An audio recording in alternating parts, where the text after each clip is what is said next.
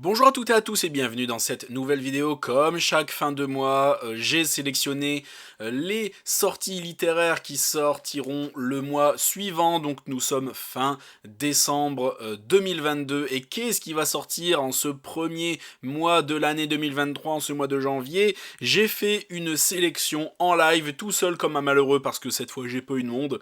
J'ai pas eu de chance mais enfin c'est pas grave. Donc j'ai fait ma petite sélection. Et donc je m'en vais vous présenter tout ça. Donc comme d'habitude, je vais sur Babelio parce que j'ai pas trouvé mieux comme site. Donc si tu en connais un meilleur, plus complet, n'hésite pas à le dire dans les commentaires. Et donc dans l'ordre chronologique de sortie. Je n'aime pas trop Lisa Gardner, mais je devais quand même vous en parler parce que ça reste une grosse sortie. Donc, le prochain Lisa Gardner sortira le 4 janvier aux éditions Albin Michel. Ça s'appelle Au premier regard. Et donc, je vous laisse ici. Alors, je n'ai absolument pas lu le résumé. Parce que pour être très honnête, ça ne m'intéresse pas. Moi, si j'en parle, c'est vraiment pour vous. Parce que honnêtement, moi, Lisa Gardner, je m'en fous en fait. C'est pas une auteure que j'aime trop. Donc j'en parle parce que c'est une grosse actu. Pour info pour vous. Donc je vous laisse le résumé là. Vous faites pause, vous lisez. Et on passe à la suite. Donc là, c'est dommage parce que là, comme ça, on n'a pas la couverture alors que en miniature, on l'a. Enfin bon, c'est dommage.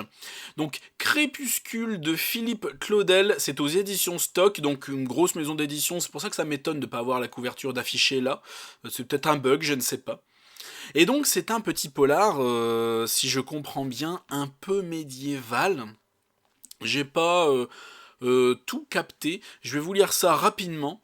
Donc, aux marches de l'Empire, à 100 têtes et 100 corps, sommeille une province minérale et nue où le froid, le givre, les bourrasques semblent ankyloser les habitants d'une bourgade qui ne signalait jusque-là ni notoriété historique ni intérêt géographique, si ce n'est d'être placé à la frontière d'un pays dont la bannière se frappait d'un croissant d'or. Ouais, c'est ça qui me fait dire que c'est un peu médiéval, un peu Moyen-Âge et dont la vitalité contraste avec l'épuisement ranci du village aux passions tristes.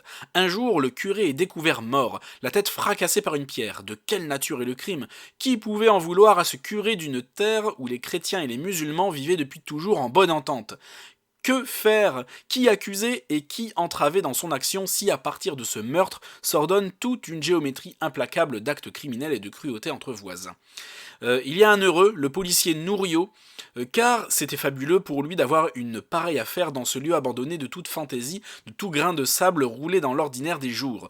Le voilà lancé dans d'inutiles recherches. À quoi sert de s'opposer au cours impétueux des choses? Bon, qu'il en reste plein en bas, mais je vais pas vous le lire. Donc en gros, voilà, ça m'a l'air d'être un peu moyenâgeux et compagnie. Ça parle d'empire, ça parle de religion, et il y a un prêtre qui est mort. Donc c'est plein d'ingrédients qui me font très envie. Et donc pourquoi pas. Je ne sais pas si je vais le lire, mais il me fait assez envie. Un mélange d'historique, de religion et de meurtre et d'enquête. Franchement, pourquoi pas. Donc de Philippe Claudel, ça s'appelle Crépuscule et ça sort le 4 janvier 2023.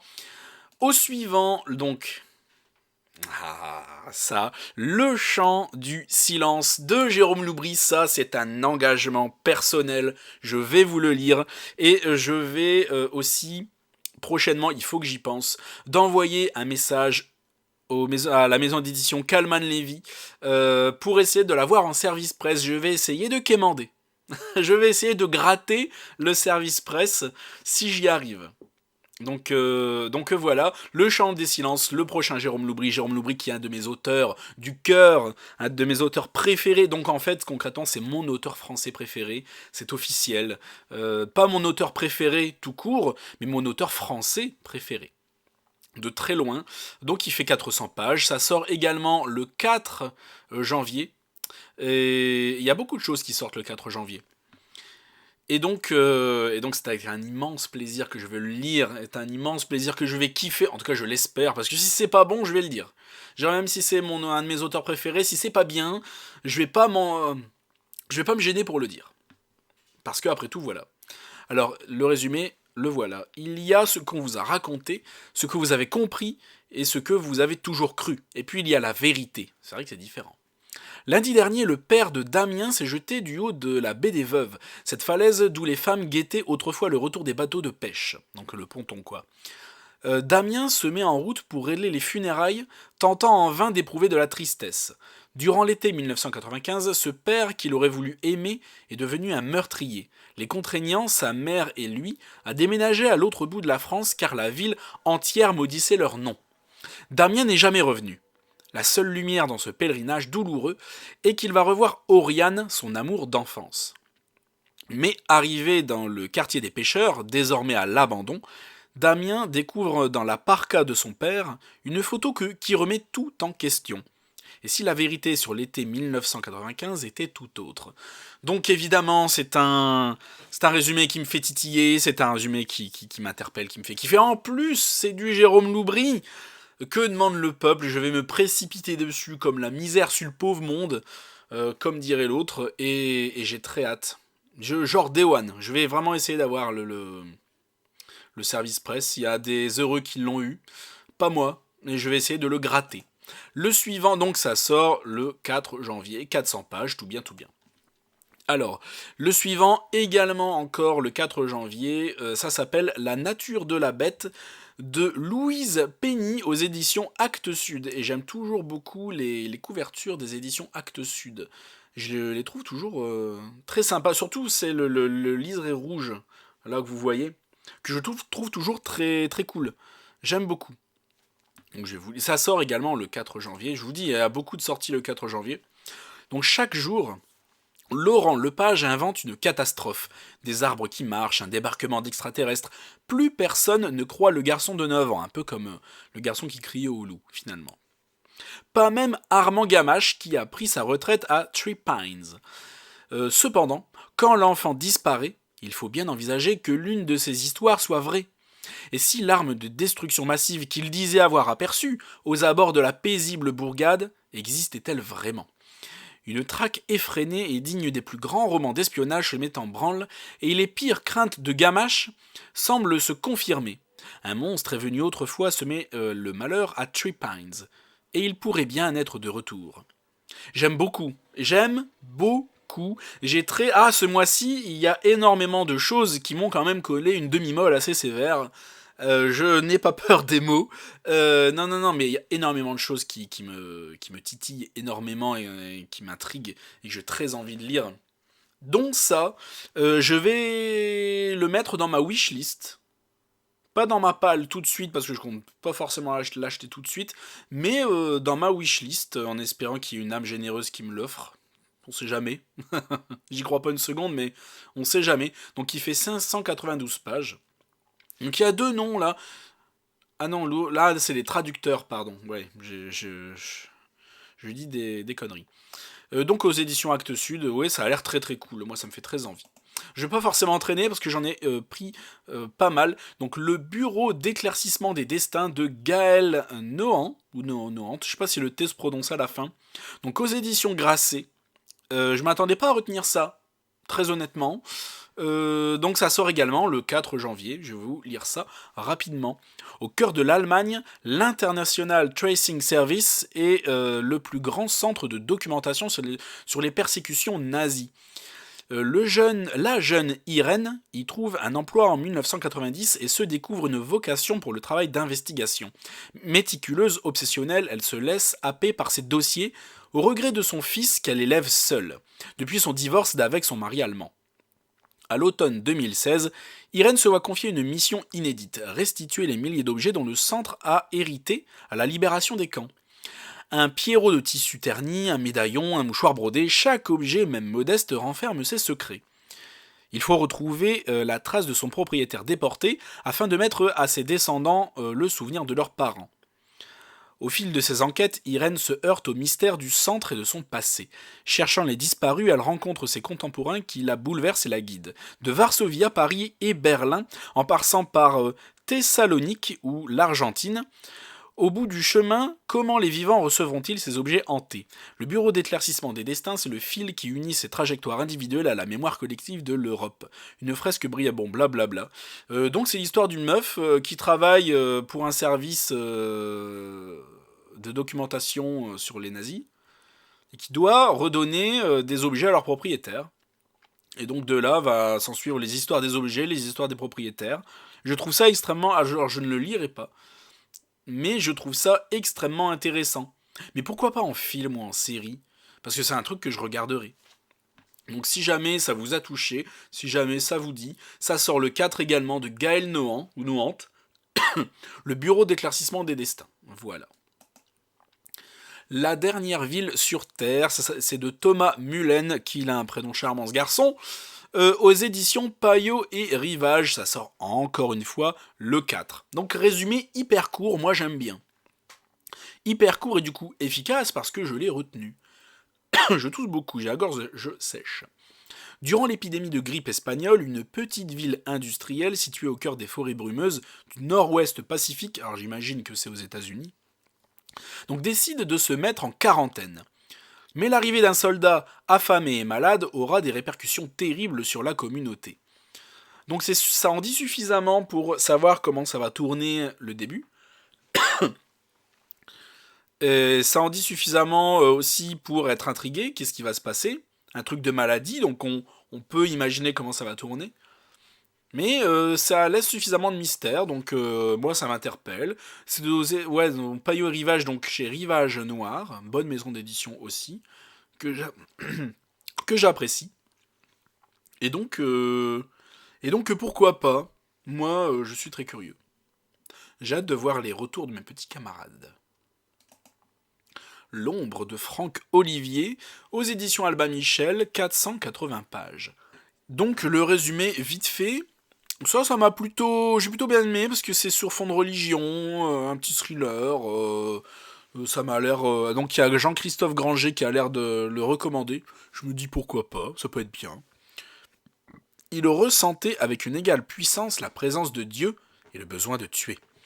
Prêtre aux États-Unis, exfiltré à Rome, exilé en Indonésie, décidément le mec cumule, hein. Patrick Holman a commis une série de meurtres barbares avant d'être arrêté et exécuté. 20 ans après sa mort, un corps mutilé dans les montagnes de Californie ranime son souvenir. Est-ce une émule ou plutôt un disciple qui a commis cet acte atroce? L'agent spécial Michelle Ventura, la cousine de Ace, se tourne vers Nicolas Foster, célèbre écrivain et profiler devenu consultant du FBI.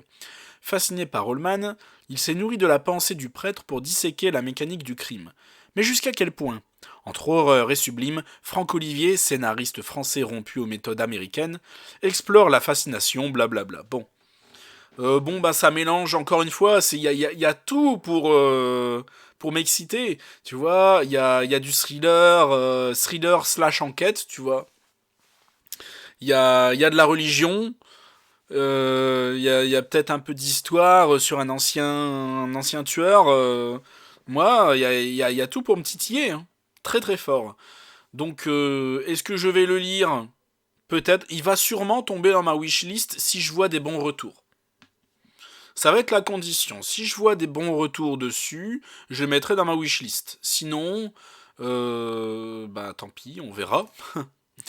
La suite, c'est Ce qui est enfoui de Julien Freux aux éditions Actes Sud. Et il n'y a rien à faire, j'aime beaucoup les couvertures des éditions Actes Sud. Et donc là, jusque-là, à part le Lisa Gardner, parce que bon, ça reste une grosse sortie, je me sens obligé de le mettre.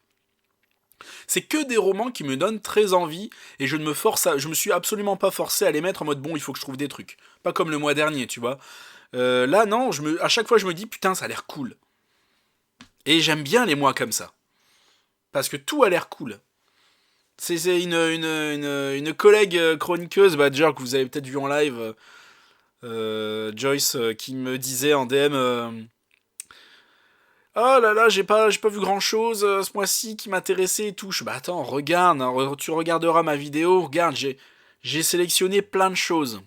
Plein de choses qui ont l'air très intéressantes. Surtout qu'elle a à peu près, à une vache près, les mêmes goûts que moi. On a à peu près les mêmes lectures. Donc, voilà. Il y a de quoi, Joyce, parce que je sais que tu regarderas cette vidéo, il y a de quoi faire. Donc, aux éditions Actes Sud, ce qui est enfoui. J'aime bien les petits résumés aussi comme ça, c'est vachement bien. Ça en dit assez, ça reste mystérieux et ça me fait pas 3 tonnes de lecture parce que j'adore lire, mais sur un écran d'ordinateur, des trucs comme ça, ou des posts Facebook trop longs, j'ai horreur de ça. Donc, canton d'Estanville, automne 1990, un collégien disparaît. Seuls ses vêtements sont parfaitement pliés, ouais, sont retrouvés au milieu d'un sentier en pleine forêt. Le mystérieux homme qui marche serait-il lié à cette disparition ?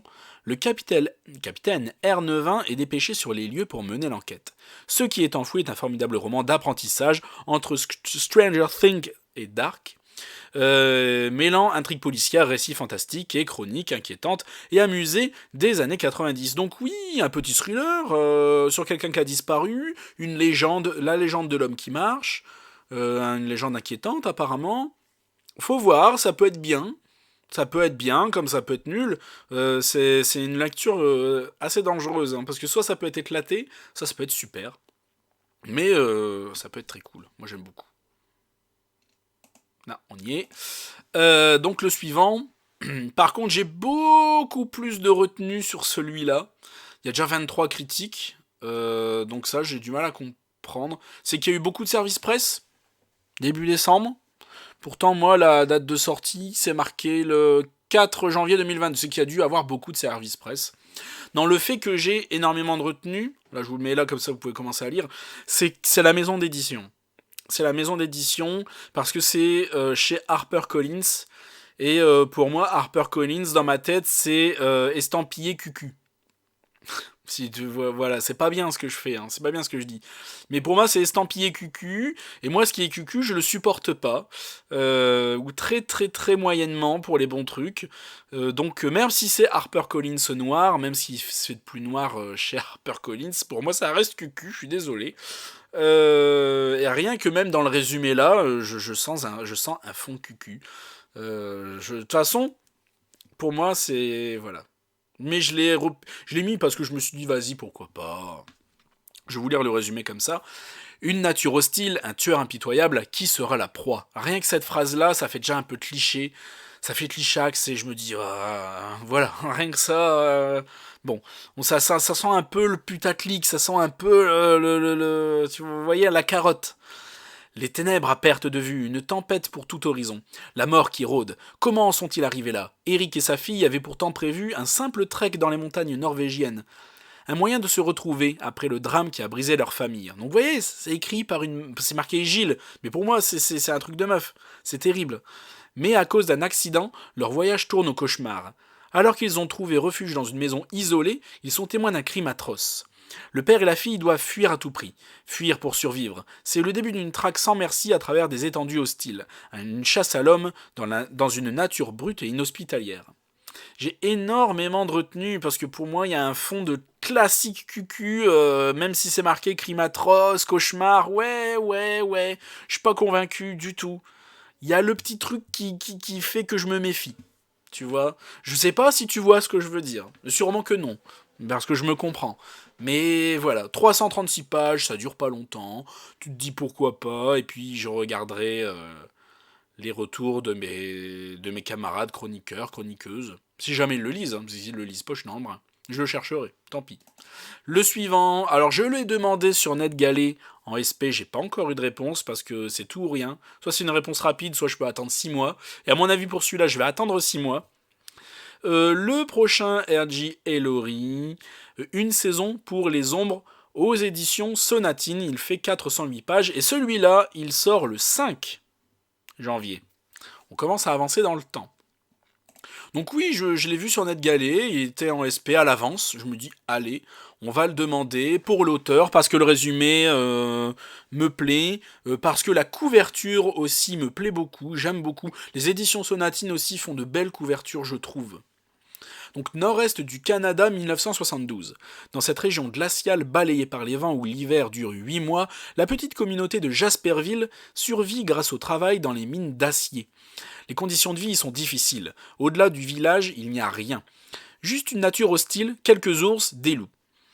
Aussi, quand le corps d'une adolescente du village est découvert aux abords de la forêt, la gravité des blessures laisse supposer qu'elle a été victime d'une bête sauvage.